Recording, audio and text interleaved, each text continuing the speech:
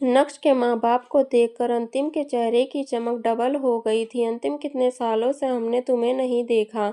वाकई में समय के साथ साथ तुम तो हैंडसम पर हैंडसम होते जा रहे हो, जानकी ने मुस्कुराते हुए कहा। बड़ी माँ, तारीफ करने के लिए थैंक यू। अपनी तारीफ सुनकर अंतिम थोड़ा एम्बेरस्ड हो गया था। तुरंत ही उसने अपनी होने वाली बीवी को आवाज़ लगाते हुए कहा, रागनी इधर आओ, मुझे तुम्हें किसी से मिलवाना है। ये है मेरा कजन नक्श और ये है मेरे बड़े पापा और बड़ी मम्मी। अंतिम के इंट्रोडक्शन देने के बाद रागिनी ने एक एक करके सभी को नमस्ते किया। नक्श ने हल्का सा सर हिलाया और उसके चेहरे पर मुस्कान आ गई, क्योंकि उसने लाइफ में पहली बार किसी को भाभी कहा था। हालांकि नक्श रागिनी से आज पहली बार मिल रहा था, लेकिन वो उसे देखकर ही बता सकता था कि लड़की बहुत ही सुशील है। नक्श, पापा और बाकी सभी लोग हॉल में इंतजार कर रहे हैं। अचानक से अंतिम की आवाज़ थोड़ी भारी हो गई। ठीक है, तो तुम लोग आने वाले गेस्ट का ध्यान रखो, हम लोग अंदर जाते हैं। ये बोलते ही नक्श के एक्सप्रेशन सीरियस मोड में चले गए। भानुशाली परिवार को उस विला के दरवाजे को देखकर नक्श का दिल भर आया था। उसे बहुत अच्छे से याद था कि कुछ सालों पहले वो इसी दरवाजे से बाहर निकला था और उसके बाद आज पहली बार वो फिर से इस दरवाजे से अंदर जाने वाला था। उसी समय जितेन भाई ने नक्श के कंधे पर हाथ रखा और उसे थपथपाते हुए बोले, नक्श, वो समय गुजर चुका है, अब हमें प्रेजेंट में रहकर फ्यूचर पर फोकस करना चाहिए। मुझे पता है पापा, सिंसियर अंदाज में नक्श ने कहा। जब नक्श और सबका परिवार हॉल में दाखिल हुआ तो उसके चाचा यानी दर्पण भानुशाली गेस्ट को वेलकम करने में लगे हुए थे। नक्श, फाइनली तुम आ गए। नक्श को देखते ही दर्पण ने अपने हाथ में पकड़ी वाइन का गिलास साइड में रखा और मुस्कुराते हुए उसकी तरफ बढ़े। दर्पण का शांत और खुशनुमा चेहरा देखकर लग नहीं रहा था कि वही चाचा है जिसने पहले नक्श को डराया धमकाया था। वो अलग बात है कि उससे बात नहीं बनी थी। उसके बाद दर्पण की नज़र जितेन भाई और जानकी पर पड़ी और उन्हें देखकर उसके चेहरे की मुस्कान ट्रिपल हो गई। भाई साहब, फाइनली भाभी आप भी वापस आ गए, परिवार तो आज पूरा हो गया। दर्पण, हमने कई सालों से एक दूसरे को नहीं देखा है। इस समय चूंकि अंतिम की शादी हो रही है तो बस हम एक बार यहाँ आकर देखना चाहते थे कि हमारे जाने के बाद यहाँ क्या क्या बदला है, लेकिन लगता है कि सब कुछ वैसा का वैसा ही है। जितेन भाई की टोन में खुशी दिखाई नहीं दे रही थी।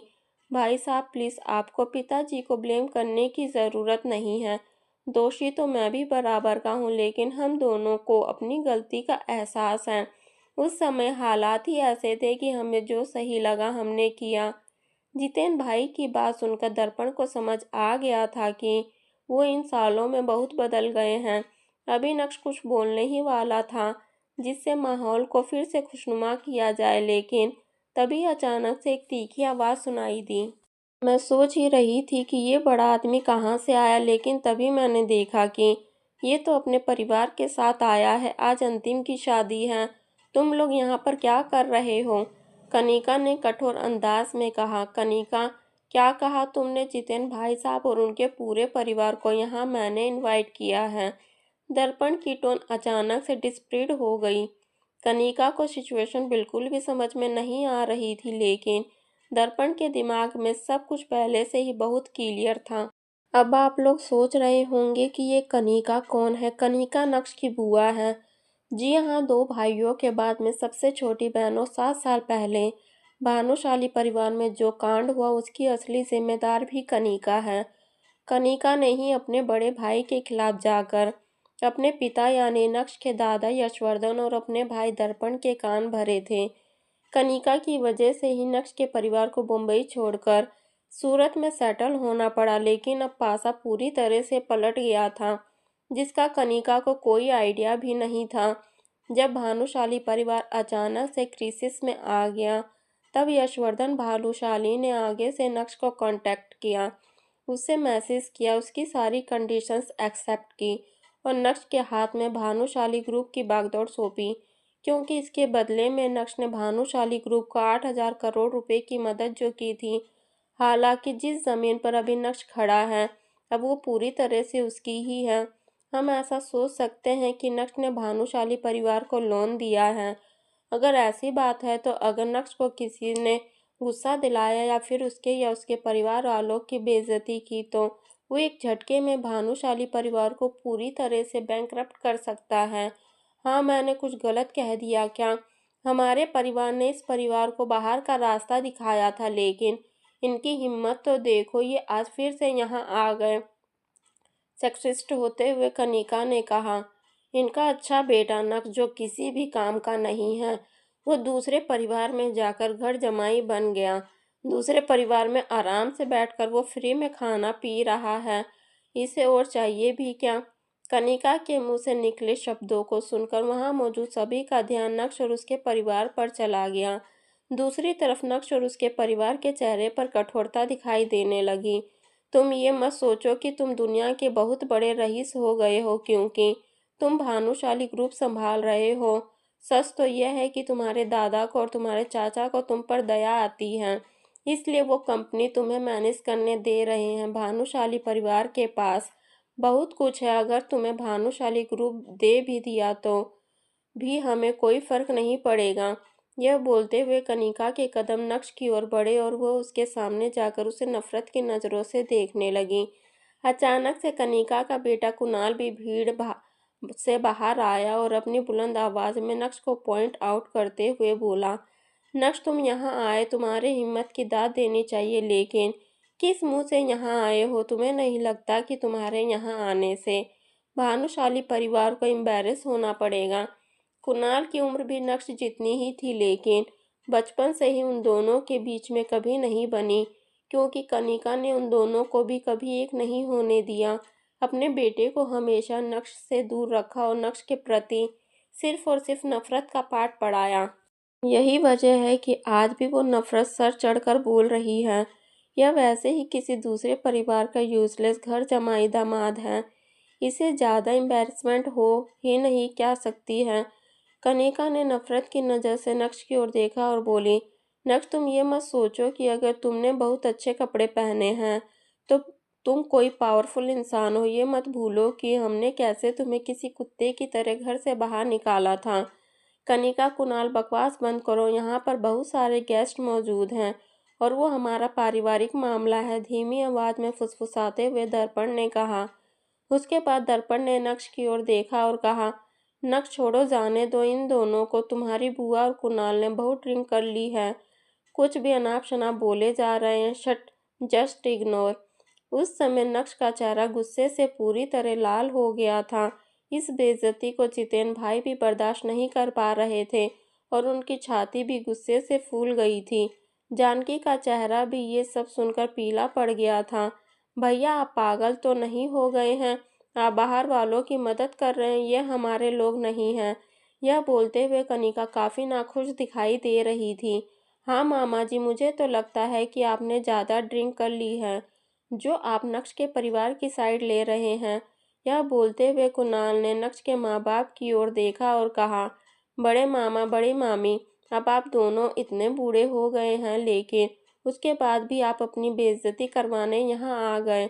जैसे कि मैंने आपको बताया कि बचपन से ही कुणाल और नक्श के बीच में कुछ ऐसे ही रिश्ते थे।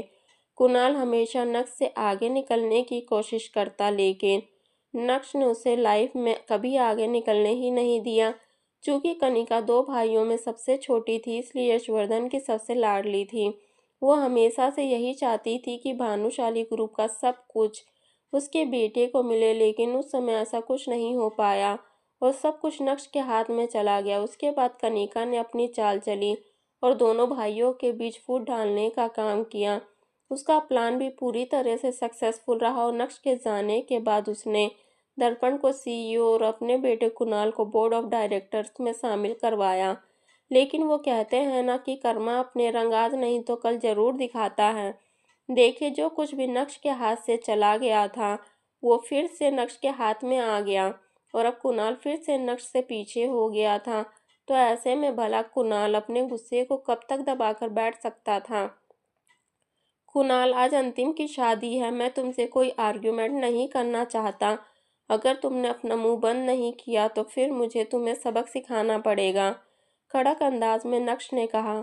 नक्श किसी के भी सामने अपनी इंसल्ट को एक्सेप्ट कर सकता था, लेकिन अपने पेरेंट्स के सामने नहीं, बिल्कुल भी नहीं। क्या मैंने कुछ गलत तो नहीं सुन लिया? तुम ये कह रहे हो कि तुम मुझसे आर्ग्यू नहीं करना चाहते? कुणाल ने हंसते हुए कहा। प्लीज़ अब तुम मुझे ये मत कहना कि तुम्हारे अंदर इतनी हिम्मत है कि तुम इतने सारे गेस्ट के सामने मुझे मार सकते हो। वैसे मारने के लिए हिम्मत चाहिए, वो तो तुम्हारे पास है ही नहीं।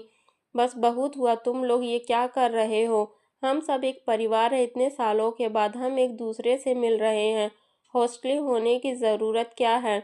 गुस्से से दर्पण ने कहा, इस परिवार के साथ हमारा कोई लेना देना नहीं है। कनिका ने अपने ही बड़े भाई को गंदी नज़र से देखा और मुस्कुराते हुए बोली, इन लोगों के कपड़े देख रहे हो? ऐसा लगता है जैसे सेल से कपड़े उठाकर भानुशाली परिवार के सामने भीख मांगने आए हैं। जैसे ही कनिका के मुंह से ये शब्द बाहर आए, वैसे ही जितेन भाई का चेहरा पीला पड़ गया। एक आवाज के साथ वो जमीन पर गिर पड़े और बेहोश हो गए। पापा पापा, क्या हो गया आपको? नक्श ने तुरंत ही जितेन भाई को गले से लगाया और चिल्लाते हुए बोला, जितेन प्लीज मुझे मत डराओ, आंखें खोलो। जानकी की हालत भी खराब हो गई थी। नक्श ने जल्दी से अपना फ़ोन बाहर निकाला और हॉस्पिटल का नंबर डायल किया। उसके बाद नक्श ने कड़क अंदाज में कनिका और कुणाल को देखा।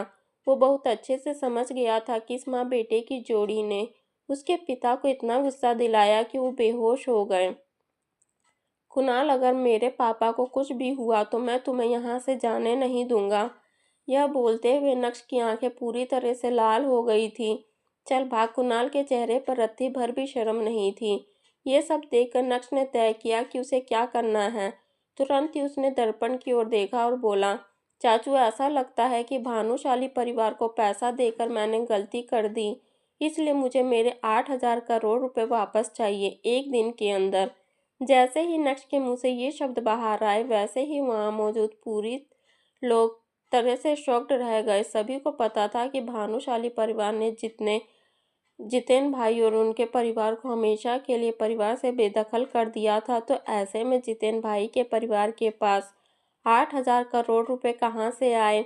गुस्से में ये लड़का या तो पागल हो गया है या फिर कंफ्यूज। चलो इस बारे में बात नहीं करते हैं कि तुम्हारे पास 8,000 करोड़ रुपए कहाँ से आए, लेकिन हम भानुशाली परिवार तुमसे पैसे उधार लेगा? ये कैसा मजाक है? क्या तुम्हें अपनी हैसियत नहीं पता है? कनिका की नफरत की आंधी अब आग बन गई थी।